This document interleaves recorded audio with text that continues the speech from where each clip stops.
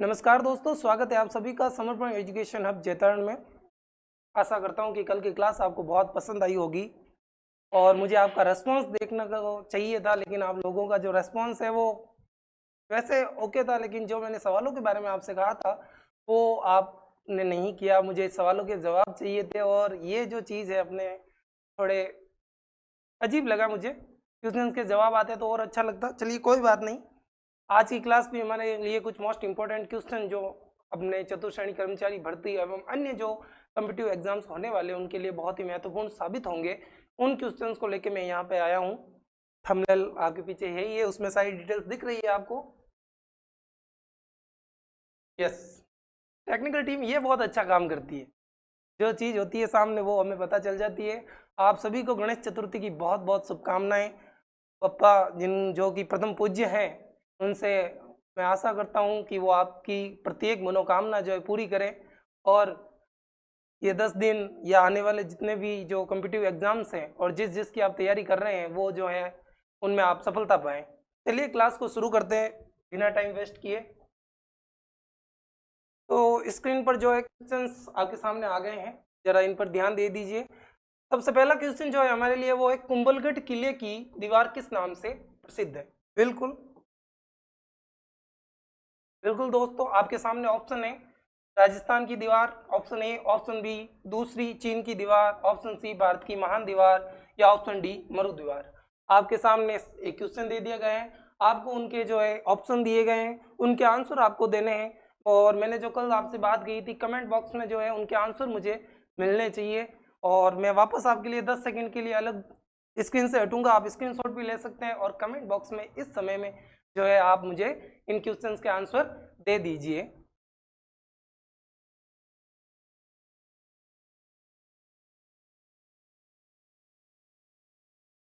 बिल्कुल दोस्तों, अगर आपने को जवाब पता है और कमेंट बॉक्स में दिया तो बहुत बहुत धन्यवाद आपका। और इसका जो आंसर है वो जो है अपन की भारत की महान दीवार होगी। इसके अलावा बात की जाए कि इसके जो इससे पहले दूसरी दीवार, अगर भारत की महान दीवार को कहा जाता है तो पहली दीवार कहाँ पर है, कौन सी है? तो वो अपने चीन में है। कहाँ पर है? चीन में, बिल्कुल। कुंभलगढ़ ऑप्शन में पूछा जाता है। महाराणा प्रताप का कल भी हमने इस पर चर्चा की थी। महाराणा प्रताप की जन्मस्थली मानी जाती है। बिल्कुल। क्वेश्चन नंबर 2 आपके सामने स्क्रीन पर आपको दिख रहा होगा।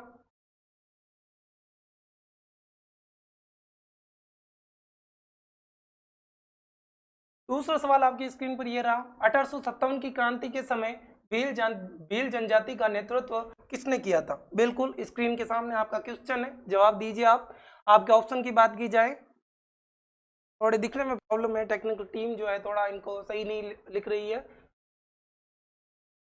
गोगा भील, जप्ता भील एवं भीमा नायक और हरजी मीणा। आपके सामने 4 ऑप्शन है, इनमें से आप आंसर दे दीजिए जल्द से जल्द। कमेंट बॉक्स में जो है इनके आंसर लिखिए आप।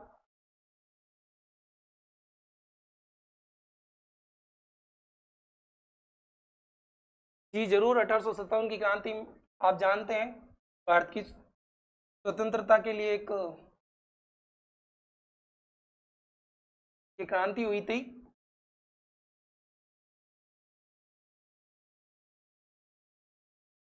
1857 में। और भीलों के जो प्रमुख नेता थे इसमें वो भीमा नायक जी थे।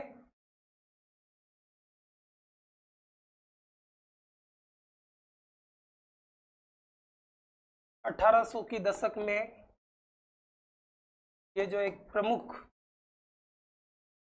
जो एक क्रांतिकारी थे।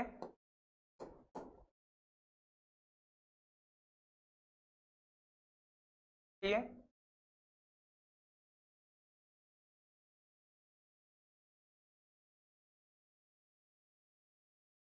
इन चीज़ों पे आप ध्यान ना दें, थोड़ी प्रॉब्लम आ रही है टेक्निकल टीम द्वारा, ये थोड़ी चीज़ें सही नहीं है। तो सेकंड क्वेश्चन हो गया था हमारा, हम तीसरे क्वेश्चन की ओर बढ़ते हैं। भीलवाड़ा जिले को किस नाम से जाना जाता है? बिल्कुल, जवाब दीजिए आप। भीलवाड़ा जिले को किस नाम से जाना जाता है? आपके ऑप्शन, राजस्थान का मैनचेस्टर, ऑप्शन बी की बात की जाए तो राजस्थान का गुलाबी शहर, ऑप्शन सी की बात की जाए तो राजस्थान की टेक्सटाइल सिटी, या ऑप्शन डी की बात की जाए तो राजस्थान का मिनी जोधपुर। आपके ऑप्शन आपके सामने स्क्रीन पर, आपके जो जवाब है मुझे कमेंट बॉक्स में चाहिए।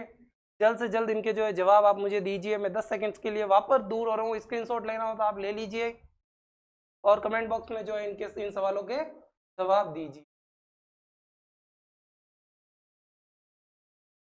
बिल्कुल बिल्कुल, मैंने आपको कल भी कहा था, अगर आप इन प्रश्नों की ओर ध्यान दे रहे हैं तो आपको बहुत सी कंफ्यूजन चीजें मिलेगी। अगर आप उन चीजों को ध्यान में रखते हैं, भीलवाड़ा जिले को किस नाम से जाना जाता है या और उसकी विशेषताओं के बारे में पूछा जाए तो राजस्थान की टेक्सटाइल सिटी भी इसे ही कहते हैं, राजस्थान का मैनचेस्टर भी इसे कहते हैं। इसमें हम चाहे तो ऑप्शन ई भी हो सकता है, ए और सी दोनों ही उपनाम किसके हैं? अपने भीलवाड़ा के ही हैं। ए और सी भी अगर ऑप्शन ई है तो ये भी अपने राइट होगा। और बात की जाए कि भीलवाड़ा को और किस चीज इस उपनाम से जाना जाता है तो वो क्या अपने वस्त्र नगरी। बिल्कुल, अगर आप इन सवालों पे ध्यान दे रहे हैं तो बहुत बढ़िया बात है आपके लिए भी और हमारे लिए भी। राजस्थान की सबसे प्राचीन सभ्यता कौन सी मानी जाती है? क्वेश्चन संख्या 4, जवाब कमेंट बॉक्स में होना चाहिए। ऑप्शन ए आपके लिए आहड़ सभ्यता, ऑप्शन बी कालीबंगा सभ्यता, ऑप्शन सी गणेश्वर सभ्यता या ऑप्शन डी बागोर सभ्यता। बिल्कुल जवाब दीजिए। स्क्रीनशॉट भी आप ले सकते हैं। इन सवालों के मोस्ट इंपोर्टेंट क्वेश्चंस है ये। जो आप कहते हो ना कि सर लल्लू पंजू से सवाल है, बिल्कुल नहीं है, क्योंकि जब परीक्षाओं में आते हैं और इन लल्लू पंजू से सवालों को हम स्किप कर देते हैं तो जो है हम भूल जाते हैं, और यही हमारे लिए जो 1-2 नंबर का गैप है वो यही छोटे सवाल छोड़ते हैं। चलिए जवाब दीजिए। क्वेश्चन आपकी स्क्रीन पर है, राजस्थान की सबसे प्राचीन सभ्यता कौन सी मानी जाती है? 10 सेकंड का समय है, कमेंट बॉक्स में कमेंट लिखिए। बिल्कुल बिल्कुल, अगर आपने कालीबंगा सभ्यता किया है तो वो बिल्कुल सही है। कहाँ पर है? हनुमानगढ़ जिले में। कहाँ पर है जी? हनुमानगढ़ जिले में। और बात की जाए इससे संबंधित तो कहाँ पर इसकी जो किस नदी के किनारे हुई है इसकी स्थापना? तो घग्गर नदी के किनारे। और घग्गर को प्राचीन नाम क्या है? घग्गर का प्राचीन नाम है सरस्वती। बिल्कुल, अगर आप इतनी जानकारी रखते हैं तो आपकी तैयारी बहुत अच्छी है। अगर ये जानकारी नहीं रखते तो आपको पढ़ने की आवश्यकता है। चलिए अगले क्वेश्चन की ओर बढ़ते हैं। बिल्कुल दोस्तों, अगला क्वेश्चन आपकी स्क्रीन पर आ गया है। मीरा की भक्ति किस भगवान के प्रति थी? Option A Ram, option B Krishna, option C Shiva, option D Vishnu. बिल्कुल जवाब दीजिए। बड़ा ही प्रेम पूर्ण सवाल है। मीरा की जो भक्ति थी वो प्रेम से परिपूर्ण थी, आप जानते हैं। बिल्कुल जवाब दीजिए, फिर मैं इनके बारे में आपको सारी डिटेल्स बताऊंगा। चलिए जवाब दीजिए। 10 सेकंड है आपके पास, कमेंट बॉक्स में जवाब लिख दीजिए। किसके प्रति थी? बिल्कुल, अगर अब जानते हैं तो कृष्ण के प्रति, और कृष्ण तो रास रसैया है कि नहीं है? बिल्कुल, मीरा जी जो थी वो कृष्ण से प्रेम करती थी। भले ही उनकी जो उनका विवाह है वो भारमल जी के साथ हुआ था, लेकिन मीरा जो है बचपन से ही कृष्ण प्रेम में रम गई थी। वो बचपन से जो है कृष्ण के प्रति प्रेम रखती थी और हमेशा जो है उनको याद करती थी, उनकी जो है पूजा पाठ करती थी। इसलिए एक लाइन है कि प्रेम को समझने के लिए, कहते हैं कि प्रेम को समझने के लिए मीरा सा होना पड़ेगा। क्या करना पड़ेगा? प्रेम को समझने के लिए मीरा सा होना पड़ेगा। कभी अश्क छुपाने पड़ेंगे तो कभी मीरा की तरह जहर पीना पड़ेगा। बहुत ही अच्छी लाइन है। अगर आप देखें तो बहुत अनुपम प्रेम था उनका कृष्ण के प्रति। कहते हैं कि भक्ति से बढ़ के एक भक्त का जो भक्ति अलग चीज होती है और प्रेम अलग चीज होती है। तो उसी तरह अपने मीरा जी भी थी जिन्होंने जो है कृष्ण के प्रति भक्ति भी रखी, और भक्ति कैसी थी? प्रेमपूर्ण भक्ति थी। चलिए एक और चीज मीरा जी के बारे में जो मैंने जो है, वैसे मुझे बहुत ज़्यादा ये जो आपके वर्ड्स हैं दोहों में लिखे होते याद होते नहीं है, तो मैं आपको थोड़ा अच्छा दिखाने के लिए लिख के लाता हूँ कि मेरे देह तुम्हारी प्राण तुम्हारे। मीरा जी कहती हैं कि मेरी देह तुम्हारी प्राण तुम्हारे, जीवन भी है तुम्हारा, बिन तेरे पिया लागे ना जिया, तू ही है एक सहारा हमारा, तू ही है एक सहारा हमारा। बहुत ही अच्छी बात कही है मीरा जी ने। मेरा तो दूजो कोई नहीं गिरधर गोपाल। चलिए अगले क्वेश्चन की ओर बढ़ते हैं। क्वेश्चन संख्या है,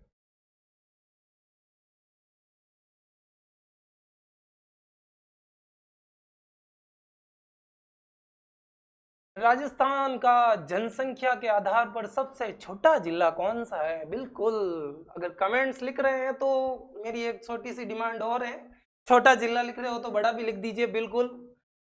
option A Dholpur, option B Jaisalmer, option C Sirohi या ऑप्शन डी झुंझुनू। बिल्कुल, अगर आपको दिख नहीं रहा है तो मैं बोल भी रहा हूँ, इनके जवाब लिख दीजिए कि राजस्थान का जनसंख्या के आधार पर सबसे छोटा जिला कौन सा है। बिल्कुल बिल्कुल सही कहा। कौन सा है? जैसलमेर। इसमें क्या है? सोनार किला जैसलमेर में, पता है ना? स्वर्ण किला, क्या कहते हैं इसको? स्वर्ण किला। वेरी गुड, बात है, सब होशियार है। एक और चीज पूछी है मैंने, राजस्थान का जनसंख्या के आधार पर सबसे बड़ा जिला कौन सा है? जब छोटा पूछ लिया तो बड़ा पूछने में कौन सी दोहराई है?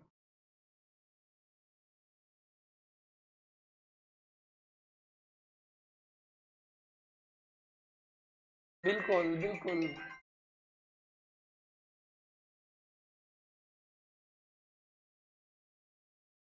अगर पता है तो कमेंट में देखूंगा आपने सही किए हैं कि नहीं है। रिकॉर्डेड क्लास जब मिले तो कमेंट बॉक्स पूरा भरा होना चाहिए। तो जनसंख्या की दृष्टि से बड़ा जिला कौन सा है? तो अपना जयपुर है। बिल्कुल, अगर आप इस तरह अपनी पढ़ाई कर रहे हैं तो बहुत बढ़िया है। आपको ये जो छोटे मोटे क्वेश्चन सीख रहे हैं वो आपके लिए बड़े इंपॉर्टेंट हैं।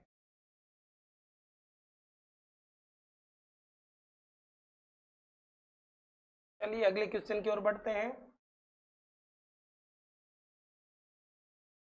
राजस्थान का कौन सा दुर्ग यूनेस्को विश्व धरोहर सूची में शामिल है? बहुत बढ़िया, बहुत बढ़िया सवाल है। राजस्थान का कौन सा दुर्ग यूनेस्को विश्व धरोहर सूची में शामिल है?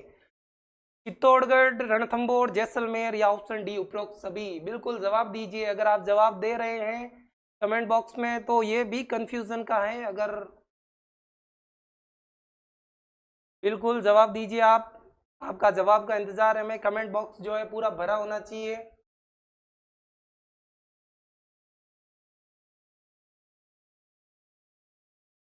अरे भाई, तीनों के तीनों ही विश्व यूनेस्को विश्व धरोहर में शामिल है। 2013 में किया गया था। अगर आपको, आपने पढ़ा है और आपको मालूम है तो चलिए आगे चलते हैं।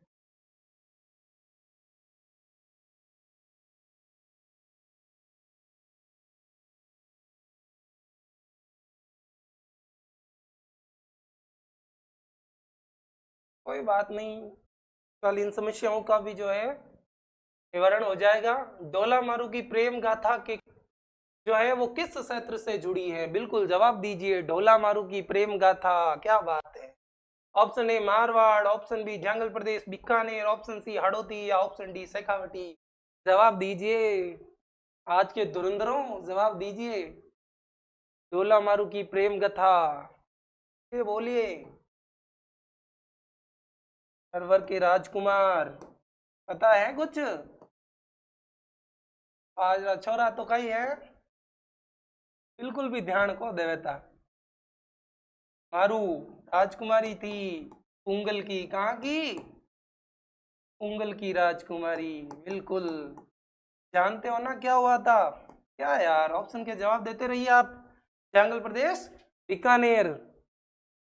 ये कहानी है नरवर के राजकुमार और राजकुमारी पुंगल की। हो गई थी बचपन में शादी इनकी, लेकिन कहते हैं ना समस्याएं बहुत होती है। हमारे राजस्थान की एक बड़ी प्रेम थोड़ा जो है अधूरा रह जाता है किसी का। बहुत सी कहानियां सुनते हैं हम, प्रेम जो है वो अधूरा रह जाता है। कौन मारवाड़ी में क्या? बिल्कुल क्या? तो ये राजकुमार राजकुमारी पुंगल और नरवर राजकुमार की कहानी है। इसमें जो है बचपन में इन दोनों की शादी हो जाती है, लेकिन बाद में जो है जब ये बड़े होते हैं तब तक अपनी शादी को जो है भूल जाते हैं। फिर उन्हें अपनी शादी याद आती है, राजकुमार आते हैं, राजकुमारी को लेकर जाते हैं। तो ये कुछ ऐसी कहानी है। और यहाँ एक बहुत ही बड़ा अच्छा सा गाना है जो हम बहुत बार सुनते हैं, अपने राजस्थान का प्रसिद्ध गाना है। क्या? केसरिया बालम आओ नी पधारो मारे देश। तो ये गाना है वो इसी कहानी से रिलेटेड है और बहुत ही शानदार गाना है। समय मिले तो जरूर सुनिएगा, लेकिन अभी आप अपनी परीक्षाओं पर ध्यान देवें। नेक्स्ट क्वेश्चन की ओर बढ़ते हैं हम। बिल्कुल कल आपको जो है ऐसी समस्याओं का सामना नहीं करना पड़ेगा। बात नहीं, कोई बात नहीं, हो जाता है जब लिखना है इतिहास तो फिर छोटी चीजों से क्यों डरे। चलिए अगले क्वेश्चन की ओर बढ़ते हैं। क्या है अगला क्वेश्चन? विजय स्तंभ किसने बनवाया था? Option A Rana Sanga, option B Rana Kumbha, option C Rana Pratap या ऑप्शन डी भोजराज। सवालों के जवाब दीजिए सर, सवालों के जवाब दीजिए। और मैं एक चीज कह रहा हूँ, स्क्रीनशॉट ले लीजिए। कुछ ऐसे छोटे सवाल है जो आप स्किप कर देंगे लेकिन वो जो है इम्पोर्टेंट साबित होंगे। बिल्कुल जवाब दीजिए। मैं सिर्फ 10 सेकंड के अलग जाता हूँ, रीजन स्क्रीनशॉट आप ले लें इसका। और ये जो टाइम है वो कमेंट्स करने का है, ताकि आपको भी पता चले कि आता है आपको। कमेंट्स करते रहिए आप।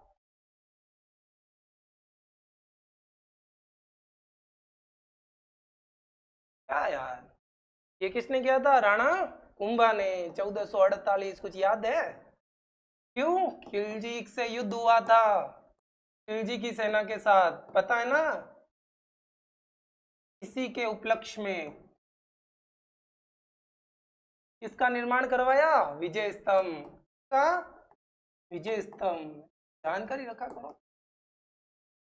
मैं सिर्फ आपके जो है कमेंट्स देखूंगा, मुझे पता चलना चाहिए कि आप कितना ध्यान दे रहे हो। चलिए नेक्स्ट क्वेश्चन की ओर। राजस्थान पत्रिका समाचार पत्र के संस्थापक कौन थे? बिल्कुल जवाब दीजिए। राजस्थान पत्रिका समाचार पत्र के संस्थापक कौन थे? पन्नालाल जी, कर्णिदान चतुर्वेदी जी, या कर्पूर चंद्र कुलिस जी, या फिर हरिभाऊ उपाध्याय।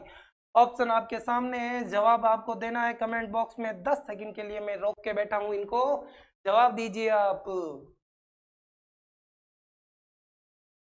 क्या यार, बिल्कुल कर्पूर चंद्र कुलिस जी।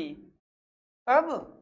1956 में जो इसकी स्थापना इन्होंने की थी, राजस्थान पत्रिका की। बिल्कुल ध्यान देते रहिए। चलिए नेक्स्ट क्वेश्चन की ओर बढ़ते हैं। कम क्वेश्चन है लेकिन मोस्ट इंपॉर्टेंट क्वेश्चन है। जवाब नहीं देते या आप इन पर ध्यान नहीं देते तो गलती आपकी है, हमारी नहीं।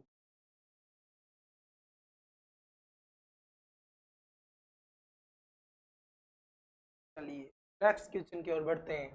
सवाई माधोपुर किसके लिए प्रसिद्ध है? ऑप्शन ए राष्ट्रीय उद्यान रणथंभौर राष्ट्रीय उद्यान, ऑप्शन डी सरिस्का अभ्यारण्य, ऑप्शन सी माउंट आबू, या ऑप्शन डी थार मरुस्थल। बिल्कुल बताइए, इंतजार है मुझे जवाबों का। कब आते हैं आपके जवाब? कमेंट बॉक्स में जवाब दीजिए,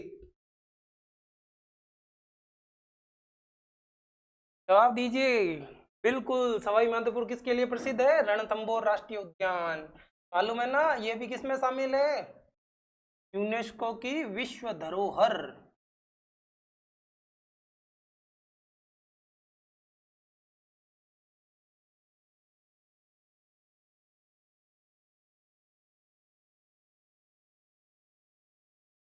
यूनेस्को विश्व धरोहर में शामिल है।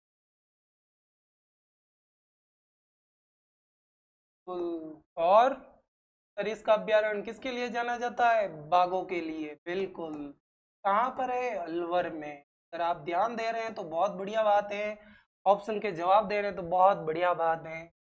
भीड़ देवरा मंदिर या भांड देवरा मंदिर कहाँ पर स्थित है? बिल्कुल जवाब दीजिए। Option A Nagaur, option B Kota, option C Bara, या ऑप्शन डी करौली। बिल्कुल जवाब दीजिए आप। कमेंट बॉक्स भरे होने चाहिए, कल भी कम थे, आज मैं चाहता हूं कि ये कमेंट बॉक्स भरे हुए होने चाहिए। स्क्रीनशॉट भी आप ले सकते हैं इनका। बिल्कुल सही, अगर आपने जवाब दिया 12 है तो आपका बिल्कुल सही जवाब है। किसके लिए, किसको समर्पित मंदिर है? तो भगवान शिव को समर्पित मंदिर है। किनको? भगवान शिव को समर्पित। बिल्कुल, आपको ये भी जानकारी रखनी है। सवाल ये भी हो सकता है, भीड़ देवरा मंदिर किसको समर्पित मंदिर है? ऑप्शन में भगवान शिव भी आ सकते हैं और वो आपके लिए डमरू बजा सकते हैं। तो बिल्कुल ध्यान दीजिएगा। अगला क्वेश्चन आपके सामने ये रहा।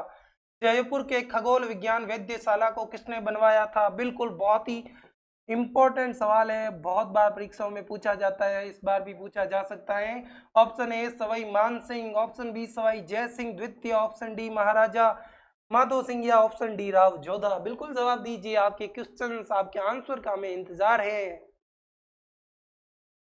दीजिए दीजिए। बिल्कुल, कौन? सवाई जय सिंह द्वितीय। अगर ये आपका जवाब है तो बहुत ही बढ़िया है।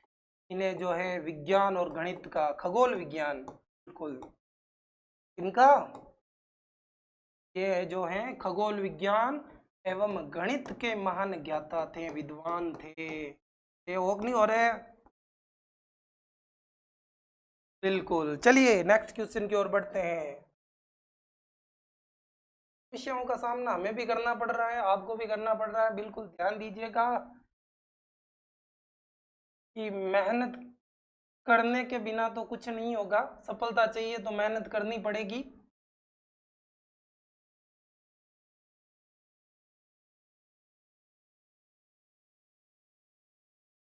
महान व्यक्ति ने कहा है कि तू अगर सोचते हो तो बहुत बढ़िया बात है, लेकिन सिर्फ सोचना काफ़ी नहीं होता।